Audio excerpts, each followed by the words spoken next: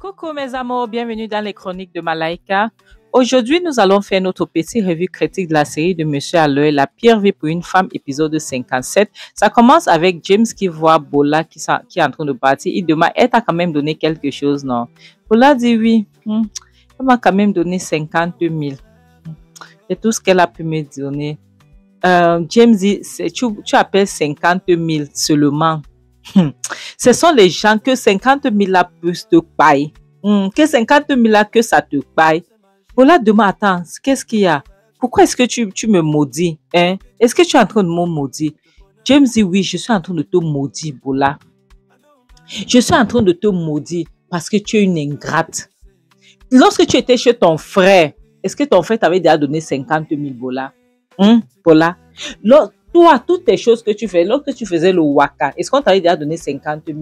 Bola dit, James, c'est à moi que tu parles comme ça. Hein? C'est à moi que tu parles comme ça. Hein? Oui, mais attends. Pourquoi est-ce que, regarde, Fred est incapable maintenant, c'est un invalide.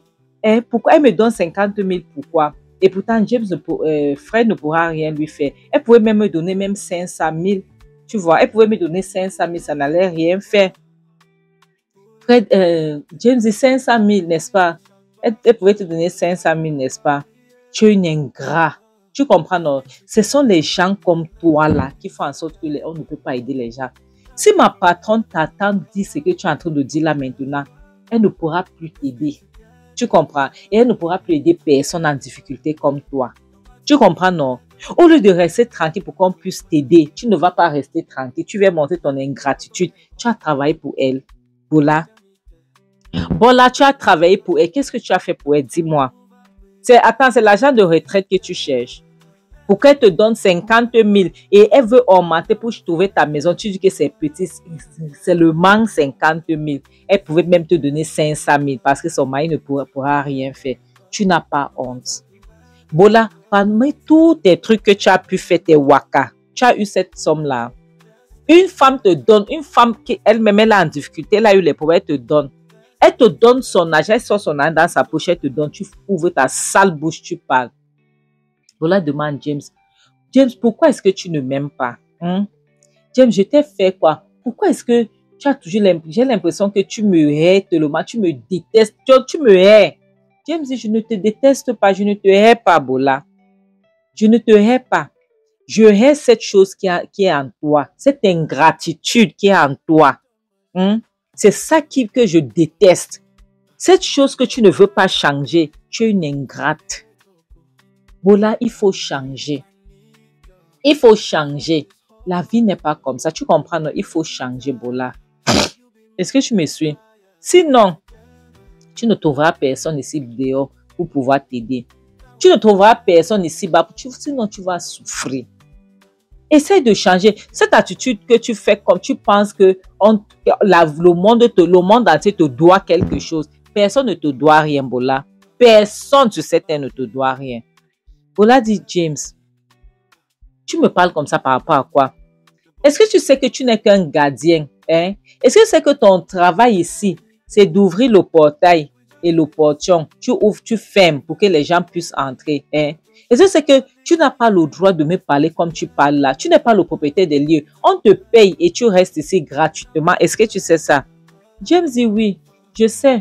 Mon travail, c'est d'ouvrir le portail et le portion et de fermer aussi. Par contre, toi, ton travail, c'est d'écarter tes jambes. Ton travail, c'est d'écarter tes jambes pour qu'on puisse te payer. C'est tout ce que tu sais faire, Bola. C'est tout. Bola demande, attends, James, tu es malade. Hein?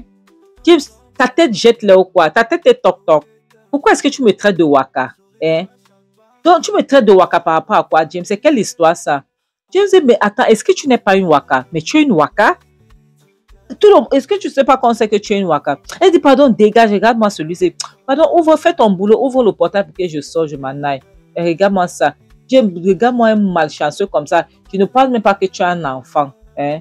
James, regarde-moi ça, regarde-moi une waka comme ça. Pardon, va chercher ta prochaine victime. Regarde-moi ça. La prochaine scène montre la mère de Fred qui est en train de cogner. Boum, boum, boum. Boum, boum, boum. Maman. Et James saute. Mais c'est qui ça? Qui va là? Qui veut casser le portail là? Dès qu'il l'ouvrait, elle dit, ok, maman, qu'est-ce que tu fais ici? Elle dit que c'est qui ça? Elle pousse James, elle dit que Mouf, dégage. Tu es malade, hein, James? James, ta tête jette les. Qu'est-ce qui t'arrive? Tu es malade. Je viens chez mon fils, tu me demandes qu'est-ce que je fais là? Hein? Donc, James, tu essaies de me dire que je n'ai pas le droit de venir chez mon fils. Hein? Je n'ai pas le droit de venir ici. Je suis au village depuis que je suis au village. Mais il ne m'a pas envoyé 5 fois. La famille a failli me payer. Hein? J'étais obligée de prêter l'argent pour venir ici. Hein? Pour venir comprendre pourquoi est-ce que cette pembèche ne m'envoie pas l'argent au village. Donc, comme mon fils est malade, ça veut dire que je dois payer. Je n'arrive même pas à manger. Et je viens maintenant ici, tu me demandes qu'est-ce que tu... Méfie-toi. Hein. La prochaine scène dont montre Mérika a suivi comment il y a des bruits là-bas. Elle essaie de prêter attention. Et la prochaine scène dont montre la maman qui dit, je suis venue pour regarder mère en face, pour qu'elle me dise pour quelle raison est-ce qu'elle me laisse en famille. James dit, maman, tu n'as pas le droit d'entrer, tu n'as pas le droit de partir là-bas. Elle dit que viens m'arrêter, je vois. James vient, elle gifle James. Elle dit que viens m'arrêter. La prochaine scène montre Mary qui suit. Elle reste là, elle attend pour voir comment la femme là va venir. Et voilà la maman qui pousse la porte. Dès qu'elle la met, elle se lève pour aller la retrouver là où elle était. Mais il lui demande que tu vas où? Où comptes-tu aller comme ça? Hein? Où penses-tu aller comme ça? Tu vas où, madame? Elle dit que je suis venue chez mon fils. Oui, je suis chez mon fils ici. Tu comprends, non? Mais elle dit que madame, c'est aussi le chez moi ici. Au cas où tu avais oublié, je suis mariée à ton fils, donc c'est le chez moi ici. Et tu n'as pas le droit de venir ici sans que je t'invite. La dernière fois que tu partais ici, je t'avais dit cela. Elle dit quoi? Mary, donc tu veux que je puisse t'appeler pour que je vienne chez mon fils? Tu sais combien le nombre de fois que je t'ai appelé? Je t'ai tellement appelé, j'ai cru que tu m'avais bloqué. Je t'appelle, tu ne décroches pas. Je viens, la famille a failli me tuer, j'ai prêté l'argent pour venir ici. Mais il dit que tu as prêté l'argent pour venir ici, que tu viens ici, que tu fais quoi? Tu viens ici, qu'on puise l'argent quelque part ici, ou bien on cueille l'argent sur les arbres. Tu n'as pas le droit d'entrer chez moi sans mon consentement. Est-ce que tu comprends? Ici, c'est le chez moi. Je t'avais dit ça la dernière fois que tu partais d'ici, que je ne veux plus jamais te voir ici. Elle dit que, oh Mary, donc, tu étais venue dans cette maison pour faire du mal à mon fils, c'est ça? Mais laisse-moi te dire que ça, c'est la maison de mon fils. J'ai le droit de venir ici. Je suis au village depuis. La famille veut déjà me payer. Tu n'en vois rien, hein? Tu n'en vois rien que je suis censée vivre comment, Mary? Dis-moi, je suis censée vivre comment? Tu veux que je fasse quoi, hein? Qu'est-ce que je suis censée faire? Tu peux être méchante comme ça, Mary. Si j'étais ta mère, tu allais faire ça. Mary dit, si tu ne travailles pas, tu ne peux pas manger, madame. J'ai demandé au comptable d'arrêter de te payer. Je lui ai demandé d'arrêter d'envoyer l'argent au village pour des gens inutiles qui ne travaillent pas. Elle dit quoi? La maman dit quoi? Tu veux que je travaille pour pouvoir manger? Mary dit oui. Si tu ne peux pas travailler, tu veux manger, qu'on te mange comment? Il n'y a pas de salaire pour les paresseux. Il n'y a pas de salaire. Tu veux que tu envoies l'argent, que tu fais quoi? Tu fais quoi pour moi? La maman dit, Mary, tu ne tentes pas, tu ne peux pas faire ça. Est-ce que tu comprends? Tu ne peux pas faire ça, c'est l'argent de mon fils. Mary dit, c'est l'argent de mon mari. C'est moi qui ai au contrôle de l'argent maintenant. Donc, si tu veux manger, tu as intérêt à travailler. Est-ce que c'est clair? Elle dit que c'est ça. Donc, sur mon corps, sauf que je suis paille, sur mon paille corps, je ne sais même pas comment aimer. On va m'aider, je ne sais même pas comment aimer. Mais elle dit, ok, dans ce cas, tu vas pailler alors. Elle dit que je préfère pailler que de travailler. Mais elle dit que dans ce cas, tu vas pailler alors. Tu vas sauf que pailler parce que la famille va te pailler. Et là où tu as prêté les dos pour venir ici, tu n'auras pas l'argent pour retourner et tu ne peux pas rester ici. Tu ne veux pas travailler, tu ne peux pas rester chez moi. Elle dit quoi? Quoi? Mary, comment tu dis ça? Qu'est-ce que ça veut dire, Mary? Mais elle dit que oui, tu ne veux pas travailler, tu ne peux pas rester chez moi. Tu comprends, non?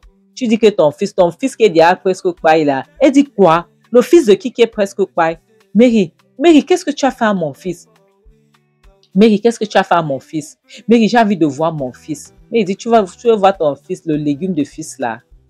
Tu veux voir celui qui est à moitié, qui est presque dans la tombe. C'est celui que tu veux voir. Elle dit, Mary, pourquoi est-ce que tu parles comme ça? Qu'est-ce qui est arrivé à mon fils? Est-ce que quelque chose est arrivé à mon fils, Mary? J'ai envie de voir mon fils. J'ai envie de voir mon fils. Mais il dit que tu verras ton fils. Mais laisse-moi te dire, si tu veux l'argent, tu seras obligé de rester ici, travailler pour t'occuper de ton fils. Mais il a dit que comme tu veux tellement voir ton fils, viens, on part pour que tu ailles voir ton fils. Comme ça que Mary la mène la tire vers la chambre et puis elle la pousse dans la chambre. La prochaine scène montre la maman qui passe là dans la chambre d'amis, la chambre qui est à côté de la cuisine. Elle voit son, dès qu'elle voit, elle crie, mon fils Fred. Fred crie, maman, aide-moi. Aide-moi, maman, je suis fatiguée, maman, aide-moi, s'il te plaît. Aide-moi, maman. Et elle demande, pourquoi est-ce qu'il est dans la chambre d'amis, Mary? Pourquoi est-ce que mon fils est au sol? Pourquoi est-ce qu'il est sur le sol et dans la chambre d'amis, Mary? Pourtant, votre chambre matrimoniale est là-bas en haut. Mary, pourquoi tu fais les choses comme ça?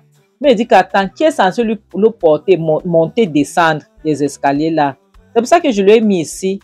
Et il était dans le lit. S'il est tombé, c'est lui-même qui sait pourquoi il est tombé. Donc, ça n'engage que lui. Ça ne me regarde pas. Il était censé être dans son lit. Je ne sais pas pourquoi est-ce qu'il se retrouvait au sol. Tu comprends? Donc, si tu veux vraiment, si tu te préoccupes de ton fils, tu restes, tu t'occupes de lui. Et là, tu pourras manger, tu pourras être payé. Elle dit jamais de la vie. Mary, tu n'as pas honte. Mais si tu savais que tu ne devais pas t'occuper de mon fils, pourquoi est-ce que tu es revenu dans cette maison? Mary, pourquoi est-ce que tu es revenu dans sa vie? Tu aurais dû le laisser. Hein? Si tu savais que tu n'allais pas t'occuper de lui, si tu étais venu pour la vengeance, Mary, pourquoi est-ce que tu es revenu? Hein? Mary dit, regarde-moi ça. Tu me parles de quoi? Pourquoi est-ce que je suis revenu dans mon foyer, dans la maison de mon mari? Donc, je ne devais même pas revenir. J'étais déjà, si tu veux rester dans cette maison pour t'occuper de ton fils, si tu veux, j'aimerais que tu restes. Comme ça, tu vas pouvoir travailler, tu t'occupes de lui et là, tu pourras manger, tu pourras avoir un peu d'argent. Sinon, tu n'auras rien. C'est la seule façon, que tu pourras avoir l'argent et que tu pourras manger. Donc, c'est à toi de voir. Si tu dis non, ce n'est pas mon problème, c'est ton problème là-bas. Elle dit, elle demande Mary. Donc, tu veux que je puisse rester ici pour m'occuper de mon fils et pourtant tu es là pour le faire. Mais il dit, mais bien sûr, pourquoi pas, c'est ton fils. C'est ton fils. Si tu as besoin d'argent, tu restes, tu travailles. Tu comprends? Mais si tu ne restes pas, madame, même tu n'auras pas. Elle dit quoi? Elle dit quoi, Mary? Quoi? Mary dit oui. Même tu n'auras pas. Tu comprends, non? Donc, ce n'est pas mon problème. Tu peux faire comme tu veux, mais je t'ai déjà dit, si tu veux que ton fils puisse être bien, on puisse bien s'occuper de lui, tu n'as qu'à venir t'occuper de lui. Elle dit jamais de la vie, Mary. Jamais de la vie, Mary. Tu ne peux pas manger l'argent de mon fils. Mary dit, ok, c'est ce qu'on va voir. Donc, dans ce cas, tu ne peux pas rester chez moi. Tu partirais d'ici. Elle dit, Mary, tu mens. Tu as compris, non? Tu ne peux pas faire ça. Tu ne peux pas faire ça. Mary dit, attends, je suis en train de le faire. Je suis en train de le faire. Donc, tu penses que je veux m'occuper de ton fils lorsqu'il était bien et maintenant qu'il chie sur lui, je dois encore m'occuper de lui. Jamais. Elle dit que comme tu ne veux pas le faire, andele, on y va. Elle ramasse les babouches de la matière. Elle attrape la maman. Elle dit, oh ya, on y va, allons-y. La maman dit, lâche-moi. Lâche-moi, Mary, lâche-moi. Lâche-moi. Fred dit, maman, s'il te plaît, reviens. Oh, Fred, la vie, c'est... Maman, reviens. Mary, s'il te plaît, lâche-moi. Mais maman, reviens. Maman, s'il te plaît, s'il te plaît. Et maintenant, la prochaine scène montre Mary qui pousse la maman dehors. Elle dit, va-t'en. Comme tu as dit que tu ne peux pas rester pour t'occuper de ton fils, tu n'auras rien. Donc, va-t'en. Elle chasse la maman. Elle appelle Fred. Fred dit, oui, madame. Elle dit, viens me mettre cette chose dehors. Elle là dehors et fait en sorte qu'elle ne revient plus jamais. Si je ne vais pas la voir traverser le portail, sauf si elle revient pour s'occuper de son fils. Si ce n'est pas pour s'occuper de son fils, c'est pour m'opportuner. Jamais de la vie. Elle ne reviendra plus ici. Fred dit que madame, allons-y. Partons, s'il te plaît. La maman dit, si tu me touches, Fred, si tu me touches, tu vas voir. Ne me touche pas. Fred dit que maman, allons. Elle dit que Fred ne me touche pas. Fred dit que maman, je ne veux pas te brutaliser. Sortons. Elle dit que Fred, si tu me touches, Mary, tu es maudit. Mary, je te jure que tu es maudit. Mary, tu ne verras jamais du bien dans ta vie. Mary, tu ne seras pas heureuse dans ce foyer. Tu ne seras jamais heureuse dans ton foyer. Comme tu me traites de la sorte, Mary, tu vas voir. Mary, tu es maudit.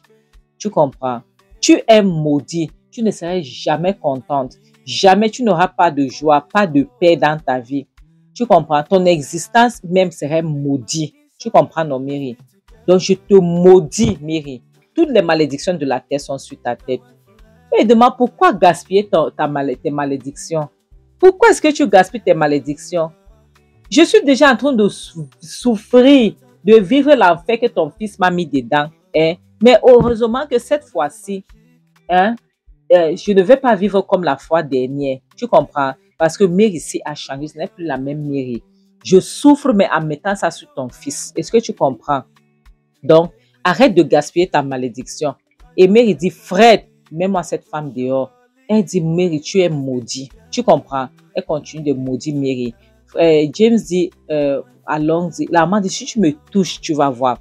James, si tu essayes de me toucher, tu vas voir. Et si c'est chez mon fils, je n'irai nulle part. James dit, maman, je ne veux pas te brutaliser. Oh. Je ne veux pas te brutaliser. Oh. James dit, ok, attends, alors James va déposer son sac dehors pour venir la brutaliser. La maman continue à maudire Mary. James dit, maman, voilà l'opportunité ouverte, sors de ton... Donc, sors, prends tes pieds, tu sors. Mais Mary crie, James, mets-moi cette chose dehors. Je ne veux plus la voir ici. James, voilà James qui vient porter. Comme le sac de sel. Comme la maman aussi ne pèse pas. James court avec la maman. Il va la déposer dehors. Il ferme le portail une fois. Et mes amours, vous voyez comme c'est que comment la vie. On dit toujours que, je dis toujours, faites très attention. Votre santé mentale est plus importante, ok? Comme je dis souvent, le mariage n'est pas un fin en soi. Oui, pas du tout. Le mariage n'est pas un fin en soi. Ne laissez jamais personne détruire votre santé mentale. C'est pour ça qu'il dit, vaut mieux être seul que d'être mal accompagné. En bon attendant, salut, bisous. Bye.